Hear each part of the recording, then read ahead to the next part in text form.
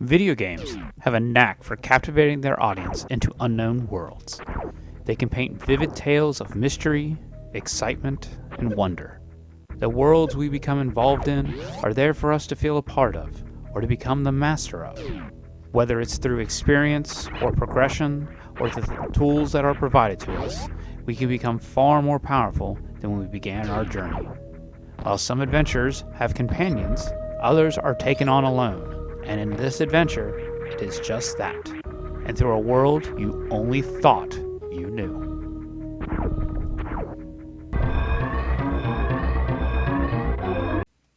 Welcome to Between the Cushions, a deep dive into the games that we have completed here on the ArchiveCouch, with either the classic hour gameplay or with our many other couchmates. I am your host for today's segment, Blue Pyro, and we are here to highlight the game, Super Metroid. In 1994, Nintendo released the third game into its science fiction Space Bounty Hunter series. This entry has become so iconic in its gameplay and mechanics that it became one of the pinnacles to the groundwork for the subgenre of action-adventure gaming known as Metroidvania. This subgenre of gaming is focused on guided non-linearity and utility-gated exploration and progression. Or more simplistically, the player explores the world and takes items that they earn from one section to explore another, continually progressing until they finally reach their ultimate destination. Super Metroid released in the later half of the Super Nintendo's life cycle. Despite that, it still edged in at the top 35 of the top-selling games for that system, selling 1.4 million games. Compared to its previous two entries, this actually ranked out worst overall, where Metroid 2, The Return of Samus for the Game Boy, sold at 1.7 million, placing in 32nd place for that system, and for the NES, the original Metroid sold at the 18th place for the system at 2.7 million units. I will admit, looking further into this, these numbers baffled me on how they declined as they did. But there's also a consideration of resale that games went through, so while only this many copies may have been produced, video games resale and even rental services pretty much started in this era of gaming, so the numbers might not be accurate to how many players got their hands truly on it. As well, there is the little brother and older brother dynamic to consider, but that could just be my personal experience and a need to defend a classic title. The Metroid series itself was always considered a niche genre and not something of Nintendo's top sellers. While the series would never soar to the heights of the company's other champions, Nintendo would still do what Nintendo did best and brought their A game into this entry, improving and expanding upon the system they established previously. Metroid is a game of isolation, exploration, and expanding one's arsenal. But even more, they also added in a mapping system, different save files, a control settings, and an item collection score upon beating the game.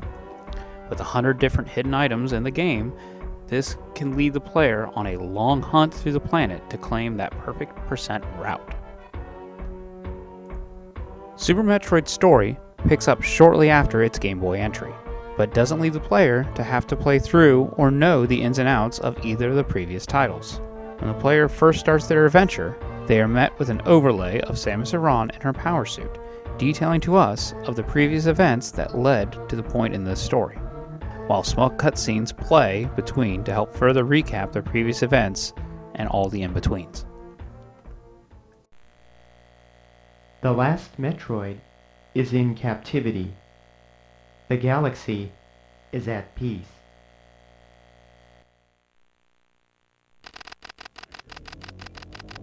I first battled the Metroids on planet Zebes. It was there that I foiled the plans of the space pirate leader Mother Brain to use the creatures to attack the galactic civilization.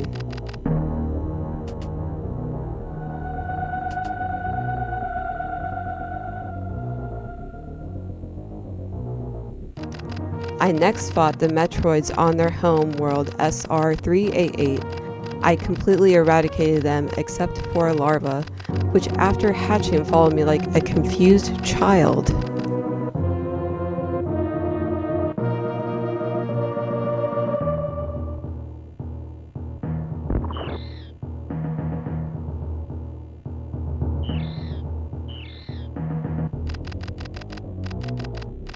I personally delivered it to the Galactic Research Station at Cirrus, so scientists could study its energy-producing qualities.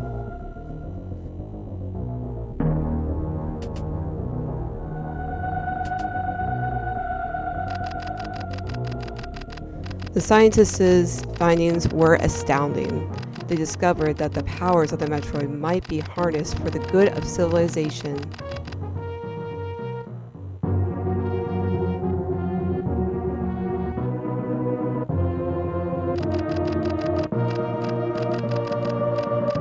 Satisfied that all was well, I left the station to seek a new bounty to hunt.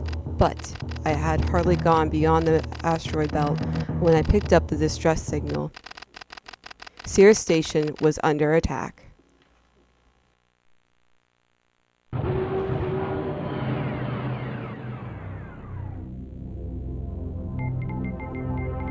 From there, we see Samus rushing her ship back to the space station. She immediately heads down the docking bay and searches the facility and halls. There's not a living soul in sight.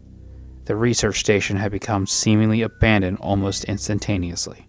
As she continues her search, Samus finds bodies of the scientists littered across the floor, the center console smashed and destroyed. There is only one corridor left to check. Perhaps there could be a hidden survivor. Perhaps the one that sent the distress signal. Swiftly, Samus rushes through the last hall and through the final doorway to find the baby Metroid she had rescued in her previous mission. It appears to be safe and in its capsule, but that was far from the truth, as Ridley, a purple draconic monster and leader of the space pirates, emerged from the dark shadows, grasping the baby tightly in its talons. Samus does her best to fend off the beast, much like she had previously on Zebes, but ends in failure as Ridley crashes through, escaping the space station with his prize in tow back to the planet below. Samus dashes out of the space station and pursues after the space pirate back onto Zebes, where everything once again begins.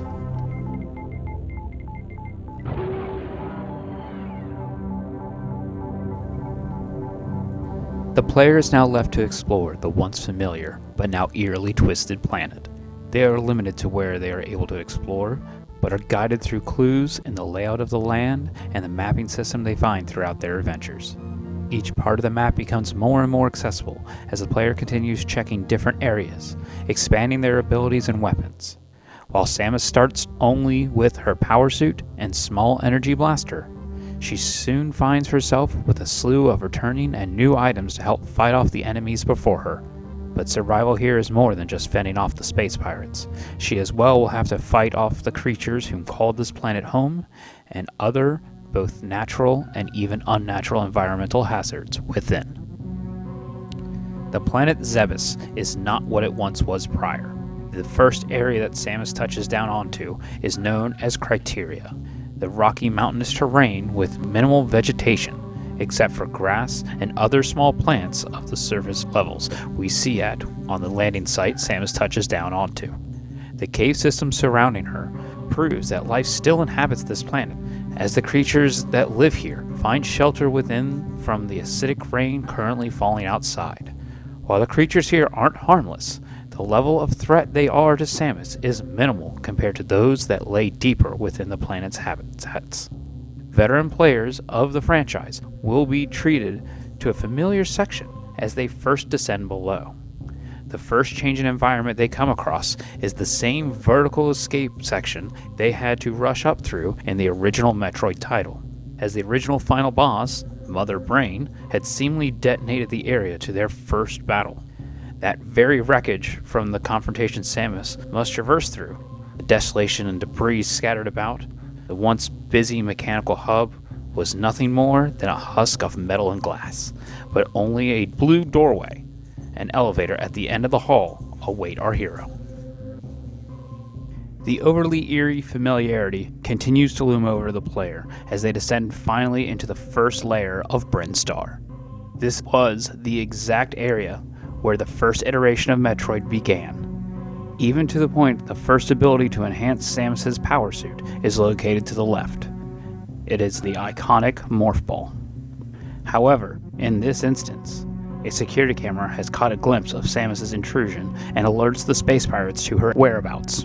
due to the destruction caused from her first confrontation. The exploration in this part is minimal at first, but after fighting against the now alerted menace, Samus continues to explore, finding a map of the first area and finding another familiar ability, the bomb. Soon, she is able to come across the depths of what Brinstar truly is, as another elevator descends her down into a deeper level of the area. Green Brinstar is that of a vast jungle environment, overgrown in vegetation and life, where insect-like creatures run abound and fauna flourishes. The land is so lush and lively, it is a wonder to the player how they are even underground in such an abundance of greenery. Samus, regardless, must continue her trek through, searching for any evidence of the space pirates, let alone Ridley and the baby Metroid. More abilities lay dormant here for our hero to collect and increase her arsenal, much like every area moving forward. But regardless of how much she grows, so do the strength of the creatures within. Red Brinstar is a counterpart to its sister sections.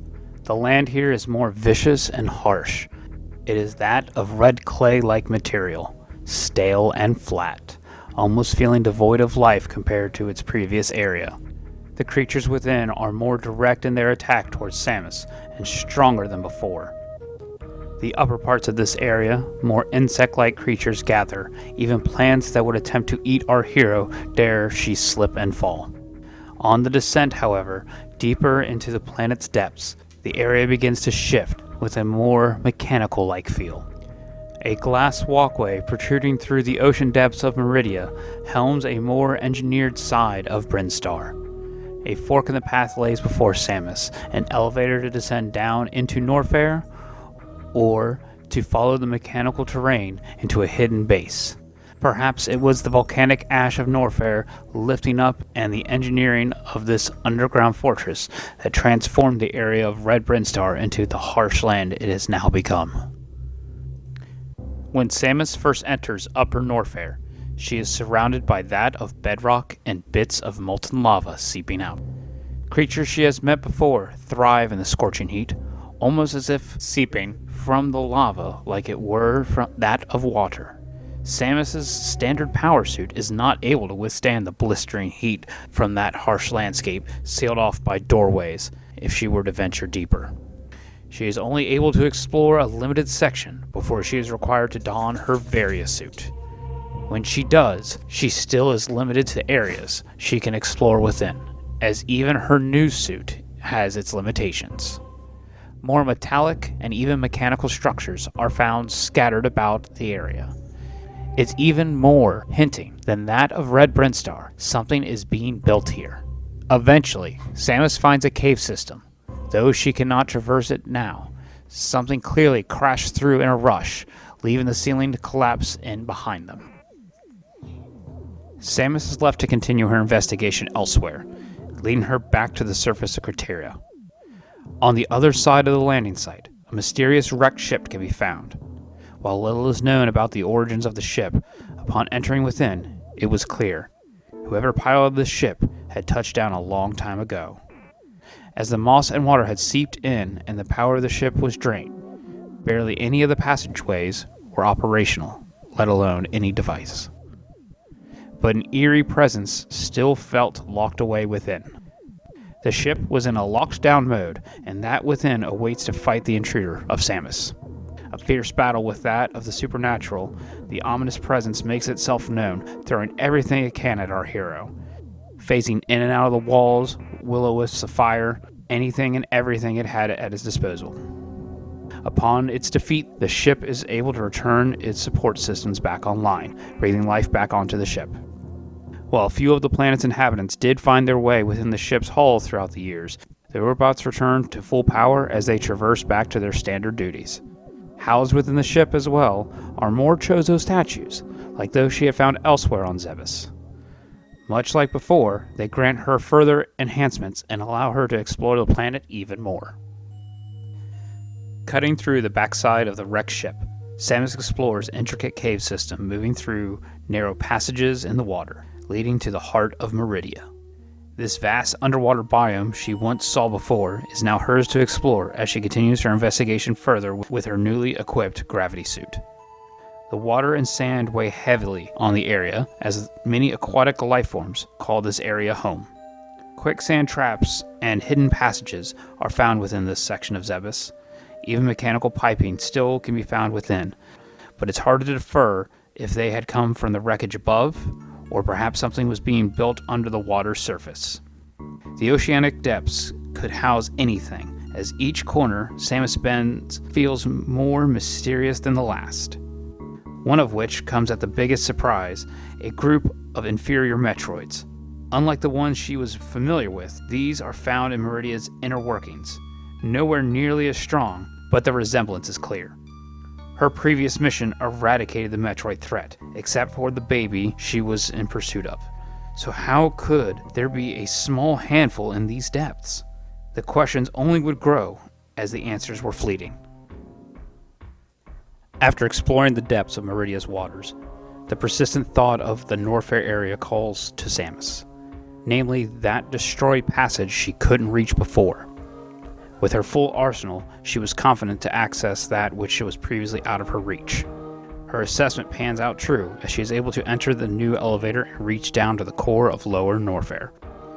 This domain is unlike the rest, as the heat of the molten terrain from Norfair emanates, bending the light through the waves of heat. The walls down here, though, don't seem the same as the volcanic overlay from above, rather that of an ancient civilization.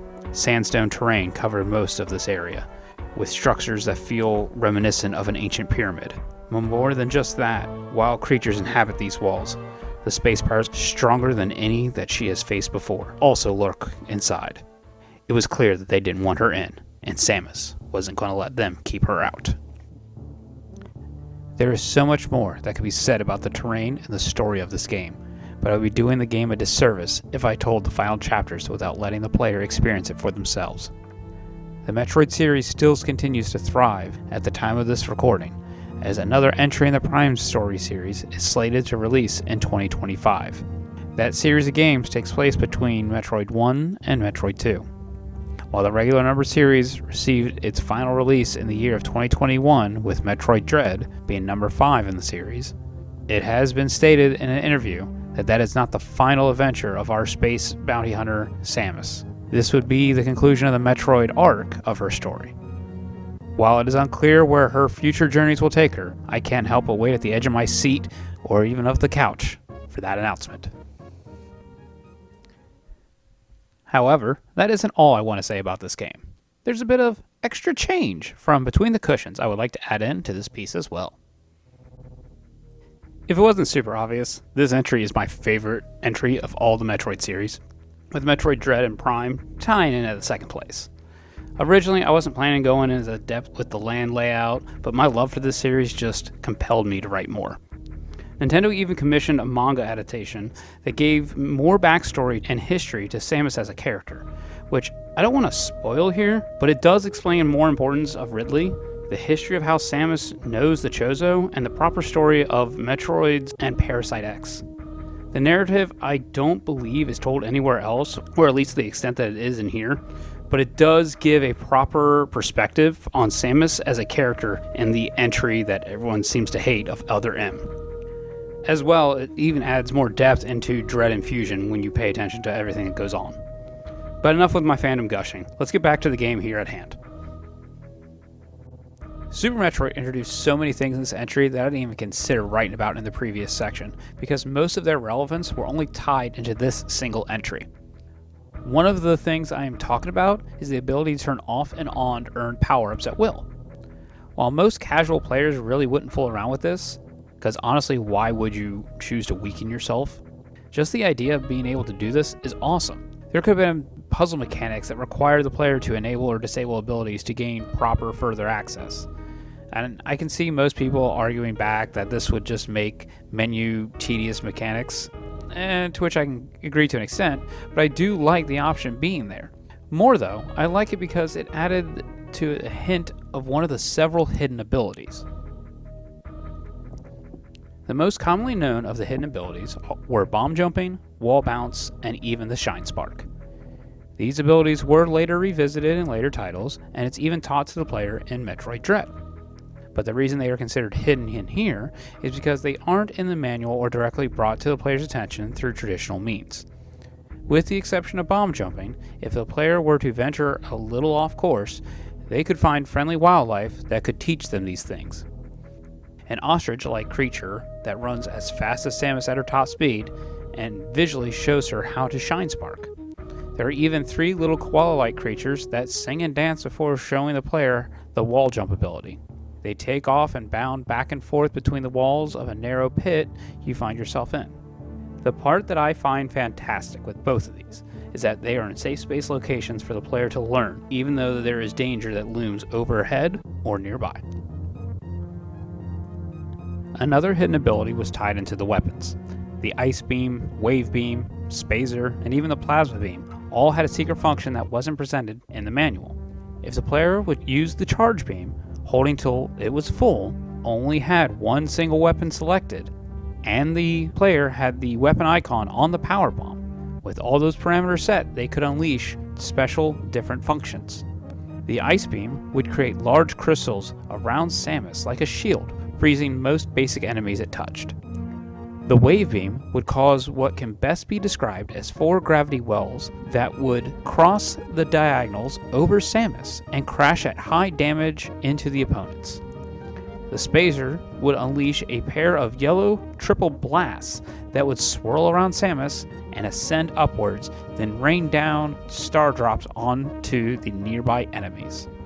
And finally, there's the Plasma Beam that would create a swirl of green circles that would rotate and grow out and around Samus, destroying most of their enemies in the way.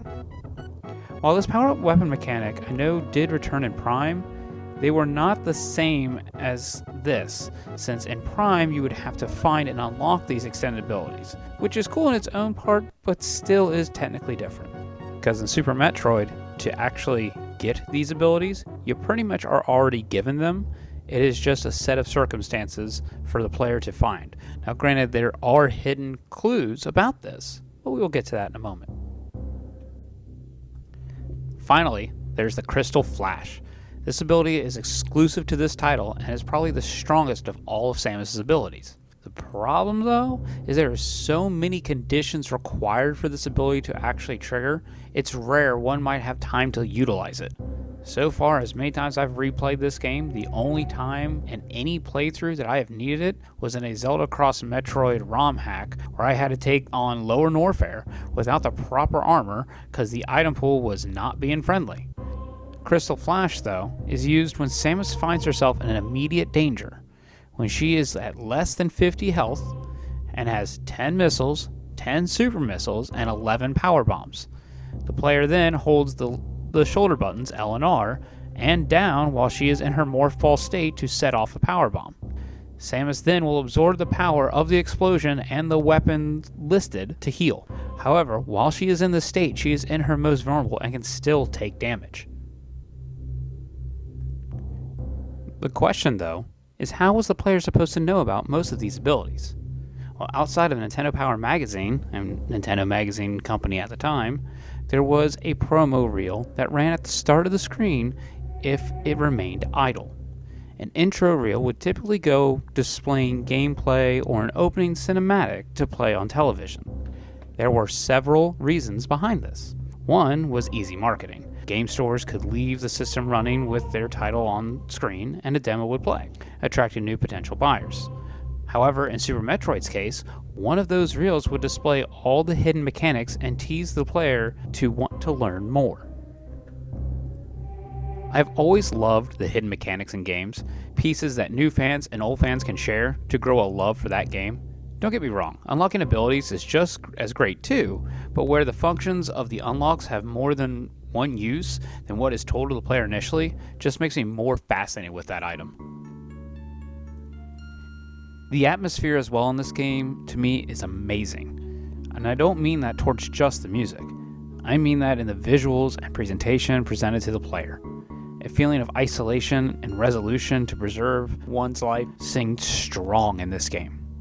At first you feel weak with just a simple power shot and low armor careful to step into a domain you are not ready to handle.